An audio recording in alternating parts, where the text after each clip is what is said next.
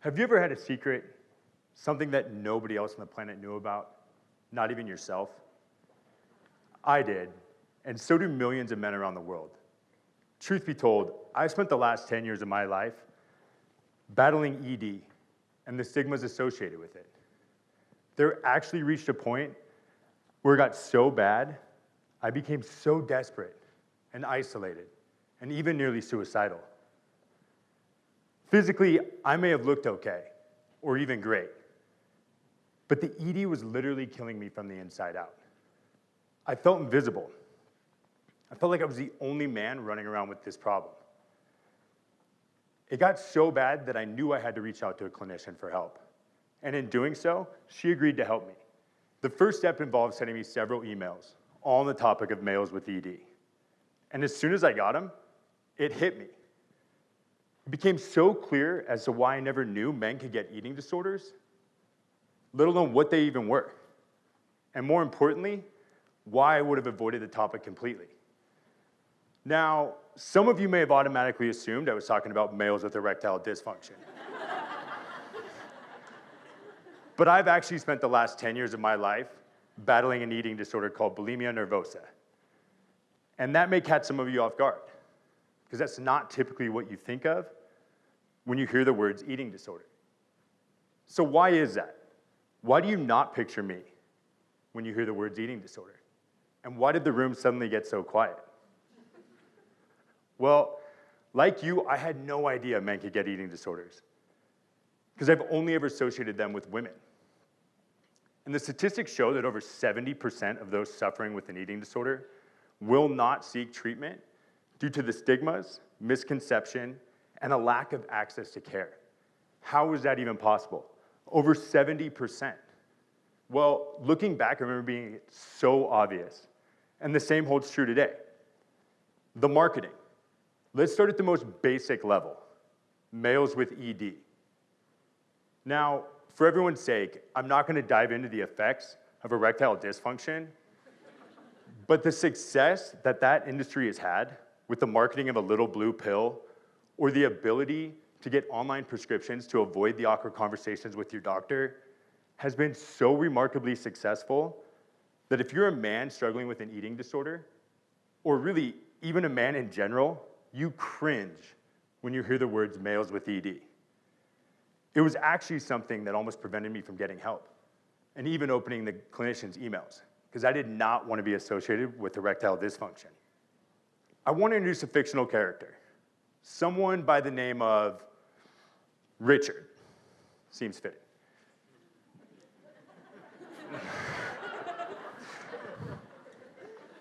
Now, let's say Richard's able to look past the roadblock of the initial shock of the emails from the clinician.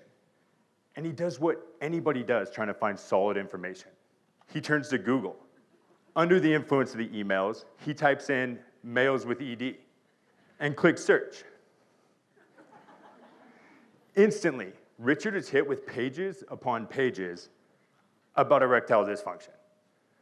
So resisting the urge to throw his computer out the window, Richard quickly course corrects and types in eating disorders and clicks on the images tab. Instantly, he's hit with countless photos of women. So, as any logical person does, he turns to social media. Desperate to find a man to relate to, Richard loads Instagram and types in hashtag eating disorders. Whammo. Over 3 million posts of literally nothing to relate to. Now, I'm not saying it's anyone's fault, but we just have to realize that if we don't start including men when we talk about eating disorders, men will forever be the odd men left out. And it becomes pretty evident that it's no wonder why men, like Richard, would rather jump onto websites about getting bigger muscles or chiseled abs, because at least there you get photos of The Rock or Thor, and not some article written by women intended for women. Okay, so let's say Richard's able to escape the effects of the marketing. And he starts to look at some of the common symptoms associated with an eating disorder. He'll quickly realize how basic and generic they all seem. and he may not even see an issue with any of them. So let's take a look at a very abbreviated list of some of the common symptoms, starting with the physical ones. Noticeable fluctuation in weight. Yeah, we call that beach body season and bulking season. Menstrual irregularities. What in the... Muscle weakness? Yeah, you'd be sore too after that workout. Impaired immune function. Yeah, right, bro. You know how many green drinks I have a day? That won't affect me. But the last two, these are actually the last two that are most taxing on any man, and really the two that no male is gonna ever admit to. Low testosterone and hair loss. In fact, they'll probably portray the opposite. So he'll carry on. And at this point, he may not think that any of these are an issue for him, or maybe he's just in denial. But he'll start to look at some of the behavioral symptoms. Obsession with weight and calories. They literally make watches and apps to help you track this on a daily basis. Restricting certain foods, also known as Whole30, keto, Atkins diet, or simply eliminating carbohydrates. Reducing meal size or skipping meals, again, also known as intermittent fasting. So none of these may really land for Richard, but the next set, when he keeps going, he may start to realize that some of these are actually starting to take control of his life. Withdraw from usual friends and activities. Yeah, but I can't go to my best friend's birthday brunch because it's at 11. I'm intermittent fasting, and I don't eat till 2. That's his fault. Feel uncomfortable eating around others. Okay, do you know how exhausting it is explaining to everybody why I'm not eating the bread? Have an extreme concern with body size and shape. Have you ever walked into 24-hour fitness and stood by the dumbbell rack? It's almost like a selfie is required. And extreme mood swings. Okay, I haven't eaten in 16 hours. I'm exhausted, I'm hangry. So as you can see, the symptoms are extremely difficult to relate to. So I want to remove Richard, and I want to share a little bit of my story. In college, on Saturdays during the fall, you'd find me here, the University of Colorado, running behind Ralphie and catching touchdown passes in front of 70,000 fans. You can call me sort of a hopeless romantic, trying to achieve my childhood dream of making it to the NFL, and I would do anything to make that happen. And it seemed like I had everything going for me. Dean's List, on ESPN, name in the newspaper, a dad that refused to miss a game, and a mom. A mom so proud that not only did she wear my jersey in the stands, she almost never wanted to take it off. I was living the dream, or so it seemed. Truth be told, I could not have been more depressed. On one hand, college athletics brings a sort of instant fame and notoriety. But on the other, it brings a tremendous amount of pressure and anxiety that's often never talked about.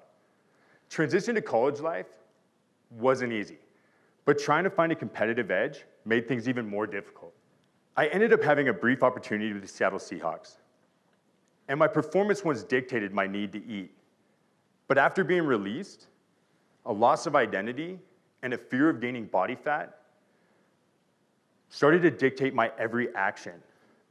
My life started to feel like a scientific equation, adding calories up and subtracting calories burned. I had a banned food list that made the TSA prohibited items list look like an absolute joke. Instantly, I started avoiding my best friend's birthday parties and ordering certain foods at restaurants because the bad food would instantly make me fat. It was starting to become an obsession. In 2015, my main inspiration for success, my mom, went to sleep and never woke up again. The unexpected passing of my mom flipped my world upside down. Within the blink of an eye, I lost all willpower to eat clean. And as much as I wanted to maintain my physique, I simply couldn't fight the food cravings. I may have acted like everything was okay, but I was starting to lose myself in the binges. I felt like a robot on autopilot, on a path of destruction, trying to numb the pain. eating 4 to 5 boxes of cereal a night, alone, isolated, I lost all hope. And I would begin to take my extremes to an entirely new level. I wouldn't eat all day. I'd go to the gym until I could literally drain sweat from my clothes. And then I would tell myself I was gonna get back on track the next day and eat clean, only to binge again. Throwing up became an everyday routine, trying to limit the effects of the binges. However, what people saw was a disciplined man, someone that worked out hard, looked great, had a smile on his face, despite the recent death of his mom. Life was starting to feel like an internal hell. And I simply couldn't resist the thought that I never got to make my mom truly happy. My habits and the internal hell were becoming unbearable. But it wasn't until I started to realize that my lifestyle was really starting to affect those that I loved the most around me that I started to realize that I had a much bigger issue. Several months after my mom died, I went to go visit my best friend and his family. And as soon as I showed up, despite the smile on my face, he could tell something was wrong. We'd stay up late, talking about life, trying to have fun, but I simply couldn't focus. All I could think about was the food in the pantry and trying to numb my pain. One night, when they all went to sleep, I went and ate as much as I could. Basically, I ate everything in the pantry, and like a true addict, I tried to get rid of the evidence. And I told myself I'd get up in the morning and replace all the food I had just eaten. But unfortunately, my best friend woke me up.